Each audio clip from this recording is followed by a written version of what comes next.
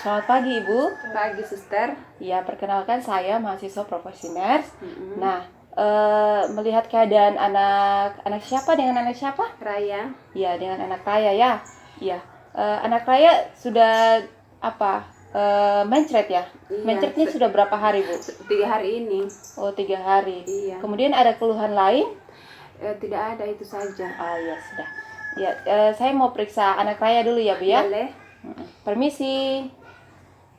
Jadi ini kita menilai turgor kulitnya, apakah dia kembali dalam keadaan normal atau tidak, atau lambat atau tidak ya. Misi. Tidak. Nice. Kemudian matanya. Iya. Jadi anak Raya ini mengalami diare, tapi tidak dehidrasi, jadi tidak kehilangan cairan yang berlebihan. Nah, di sini Ibu, saya akan mempraktekkan bagaimana cara membuat oralit. Nah, oralit ini adalah penanganan pertama waktu anak di rumah ketika terjadi diare. Nah, apa sih oralit itu?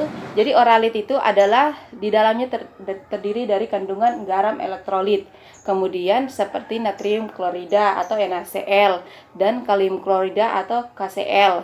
Nah, dan juga trisodium sitrat hidrat serta glukosa anhidrat. Nah, manfaat dari oralit ini adalah mencegah dehidrasi yang berlebihan atau kekurangan cairan yang berlebihan akibat anak tadi yang seperti diare.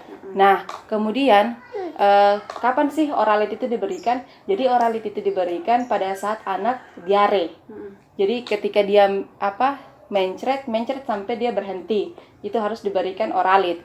Nah, kemudian bagaimana cara pemberian oralitnya? Jadi untuk anak kurang dari 1 tahun itu berikanlah 1 gelas air. Nah, 1 gelas air itu di dalamnya isi 500 cc. Jadi air tersebut kemudian ada oralitnya. Nah, kemudian untuk anak yang kurang lebih dari 1 tahun sampai 5 tahun itu bisa berikan airnya itu 500 cc di dalamnya. Jadi yang pertama itu 200 cc ya Bu ya. Iya, Yang keduanya itu 1 sampai 5 tahun ke atas itu 500 cc.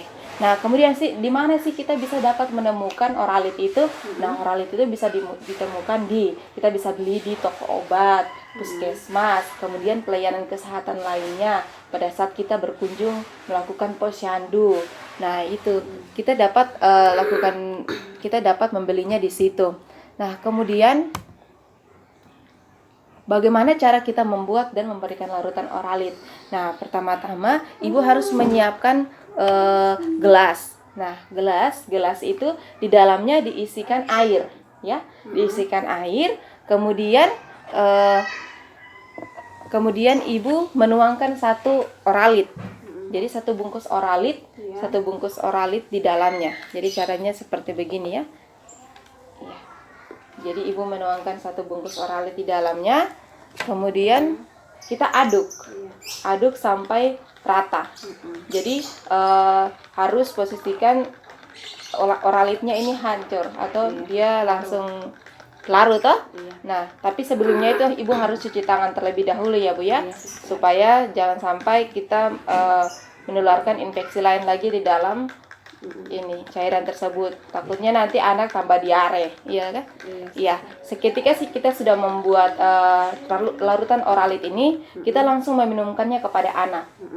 Jadi kita meminumkannya itu kita bisa lakukan lewat sendok dan bisa juga lewat gelas. Tapi lewat sendoklah terlebih dahulu toh. Nah, kita lakukan itu sedikit demi sedikit. Jadi ketika anak dia merasa muntah, itu kita harus tunggu sejenak barang 10 menit, baru kita lakukan lagi 2 sampai 3 menit. Nah, kalau larutan oralitnya sudah habis, nanti kita bisa buat lagi untuk yang berikutnya. Jadi jangan disimpan dalam 1 hari ini, 1 hari penuh toh. Dalam 24 jam kita tidak boleh simpan terlalu lama. Nah, caranya begini ya. Jadi Raya minum sedikit saja, ini air. Nah, sudah. Ya, begitu ya. Jadi kalau anak dia merasa muntah, diberhentikan dulu sementara. Jadi nanti Ibu bisa bikin ini di rumah, ya. Jadi ini sangat bermanfaat bagi anak. Jadi sebelum anak dibawa ke rumah sakit, ibu bisa membuat larutan tersebut supaya mencegah kehilangan cairan yang berlebihan dari BAB anak, bisa jadi lah BAB karena anaknya mencret, apalagi sudah 4 sampai 7 kali. Jadi ibu bisa buat ini tersebut. Ya, mungkin itu saja yang saya sampaikan.